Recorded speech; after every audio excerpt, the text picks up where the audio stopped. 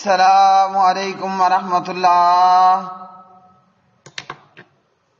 ترجمہ تفسیر القرآن الکریم، سبق نمبر 345، سورہ التوبہ، آیت 14 تا 15۔ اعوذ باللہ من الشیطان الرجیم۔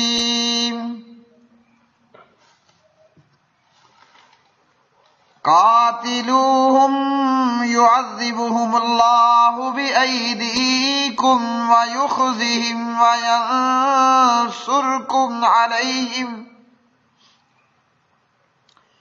وینصرکم علیہم ویشف صدور قوم مؤمنین ویذہب غیظ قلوبہم ویتوب اللہ علی من یشاء واللہ علیم حکیم۔ ان سے لڑو، اللہ تعالیٰ انہیں تمہارے ہاتھوں سے عذاب دے گا اور انہیں رسوا کرے گا اور ان کے خلاف تمہاری مدد کرے گا اور مومن لوگوں کے سینے کو شفا دے گا اور ان کے دلوں کا غصہ دور کرے گا، اور اللہ تعالیٰ توبہ کی توفیق دیتا ہے جسے چاہتا ہے، اور اللہ تعالیٰ سب کچھ جاننے والا کمال حکمت والا ہے۔ قاتلوہم، ان سے لڑو، یعذبہم، کہ عذاب دے انہیں، اللہ تعالیٰ، بِأَیْدِیکم، تمہارے ہاتھوں سے، وَیُخْزِہِم، اور رسوا کرے انہیں، وَینصُرکم، اور مدد کرے تمہاری، علیہم، ان کے مقابلے میں،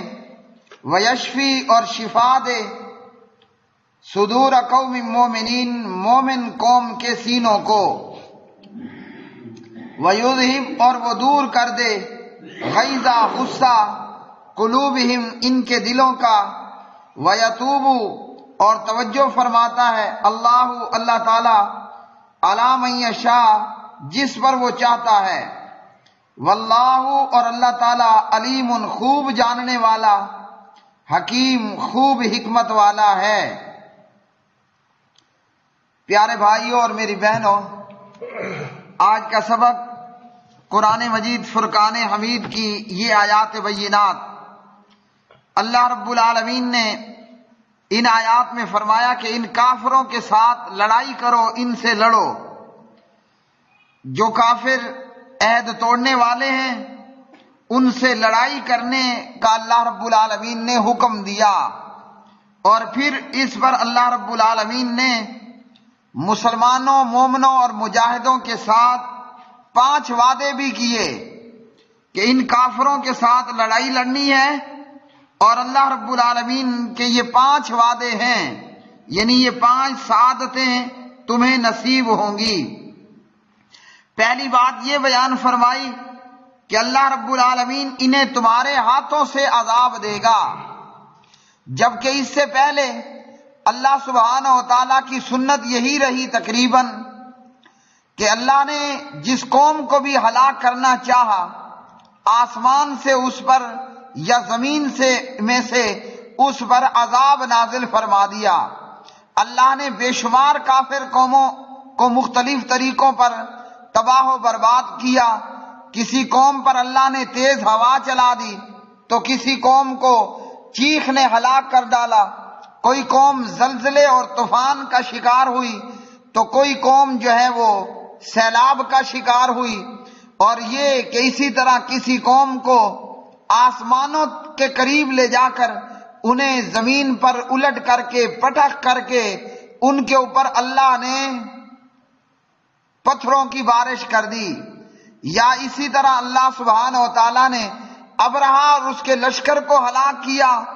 تو اللہ رب العالمین نے ان کے اوپر چھوٹے چھوٹے پرندے بھیجے کہ جن پرندوں نے اپنے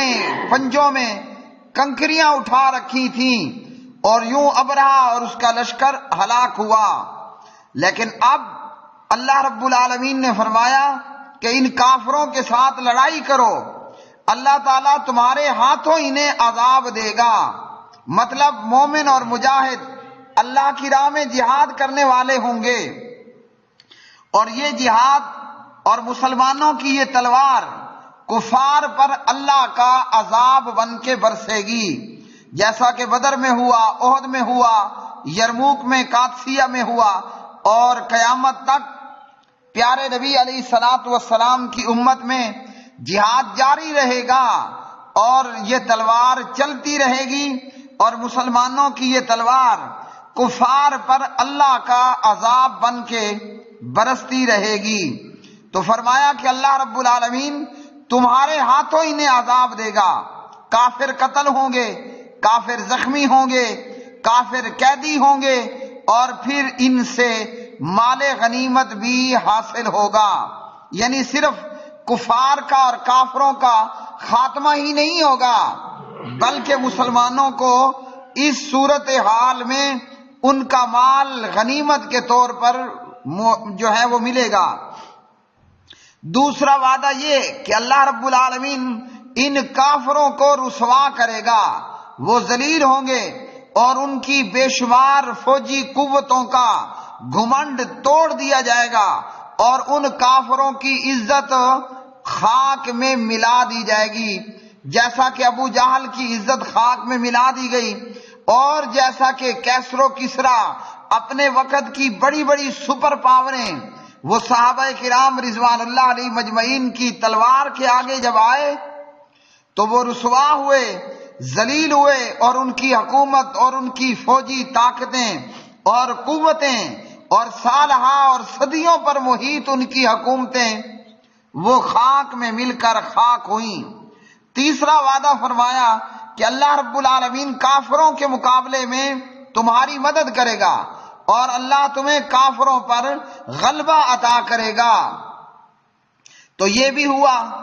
اللہ نے مسلمانوں کو تھوڑی تعداد کے باوجود بدر و احد کے اندر، قادسیہ اور یرموک کے اندر اللہ نے مسلمانوں کو فتح یاب فرمایا، اور اللہ نے کیسر و کسریٰ کے تختوں اور بادشاہتوں کا وارث کلمہ پڑھنے والوں کو بنا دیا۔ اسی طرح چوتھی بات فرمائی کہ وَيَشْفِ صُدُورَ قَوْمٍ مُؤْمِنِينَ، ان کافروں سے لڑنے اور کافروں پر غلبہ پا لینے کی وجہ سے اور مال غنیمت آ جانے کی وجہ سے ایمان والے لوگوں کے سینوں کو ٹھنڈک اور شفا ملے گی۔ وہ مسلمان خاص کر جو ان کفار کے ہاتھوں مختلف ظلم و ستم سہتے رہے، جیسا کہ حضرت بلال اور جناب آل یاسر رضوان اللہ علیہ مجمعین، اور اسی طرح مومنوں کے دلوں کو شفا ملے گی کہ وہ مومن کہ جو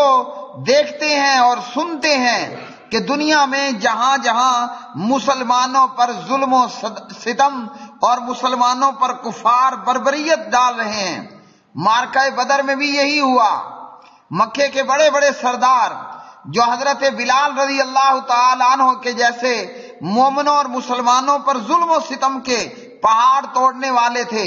ان موذی کافروں کے مرنے اور قتل ہونے پر بلال کا اور صحابہ کرام رضوان اللہ علیہ مجمعین کے سینوں کو جو ہے وہ ٹھنڈک ملی اور شفا ملی، سکون ملا اور آرام ملا۔ اور پانچویں بات کہ فرمایا وَيُذْهِبْ غَيْظَ قُلُوبِهِمْ، ان کے دلوں کے غصے کو دور کرے گا، یعنی ان کے دلوں کا غصہ دور کرنے سے مراد مسلمانوں کی محکومی کی بے بسی، جو غصہ کفار پر آتا ہے مگر مسلمان کچھ کر نہیں سکتے کہ مسلمان محکوم ہوتے ہیں، تو جب کافر اور کفر ذلیل ہوتا ہے اور مسلمان فتح یاب ہوتے ہیں تو اس صورت کے اندر مومنوں اور مسلمانوں کا غصہ دور ہوتا ہے کہ اللہ نے اسلام کو اور مسلمانوں کو عزت بخشی۔ اور یہ کہ اللہ سبحانہ و تعالی جسے چاہتا ہے توبہ کی توفیق دیتا ہے۔ تو جب اسلام کو اور مسلمانوں کو غلبہ حاصل ہوتا ہے، اس کے نتیجے میں بہت سے کافر مسلمان ہو جاتے ہیں، جیسا کہ بدر میں اور احد میں مسلمانوں کو غلبہ حاصل ہوا، اور اسی طرح فتح مکہ کے موقع پر مسلمانوں کو غلبہ حاصل ہوا اور مسلمان فتح یاب ہوئے۔ تو ایسے موقع پر پھر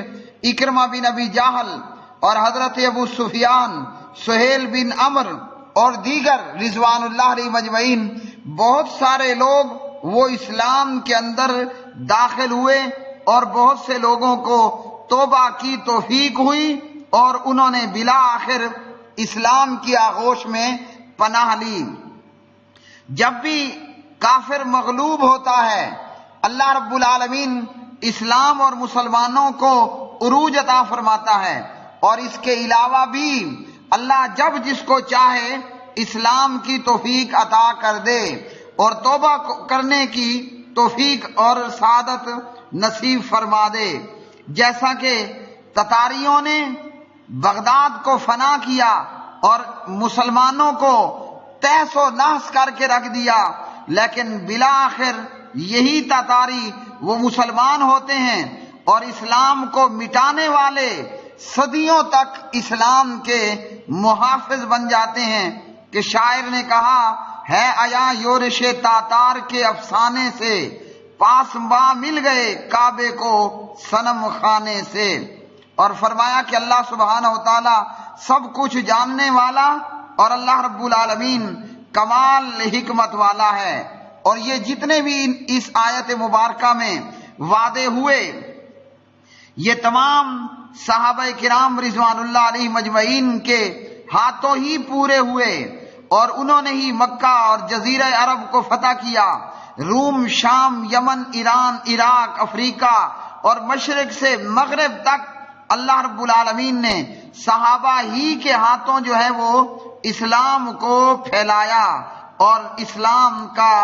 غلبہ ہر جگہ ہوا اور مسلمان عزت اور وقار کی زندگی گزارنے لگے۔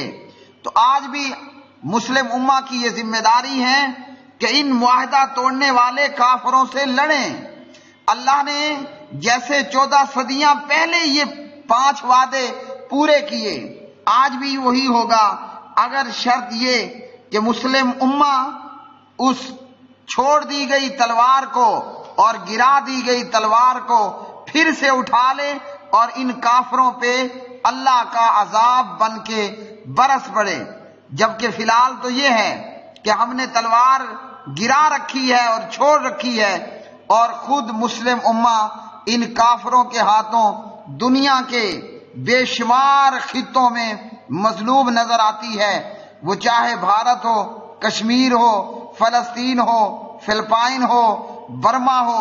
یا روس ہو یا اس طرح کے دیگر بے شمار علاقے۔ اگر مسلمان آج بھی چاہتا ہے کہ اسے عزت حاصل ہو، اسلام اور مسلمانوں کا بول بالا ہو اور کافر اور کفر مغلوب ہو،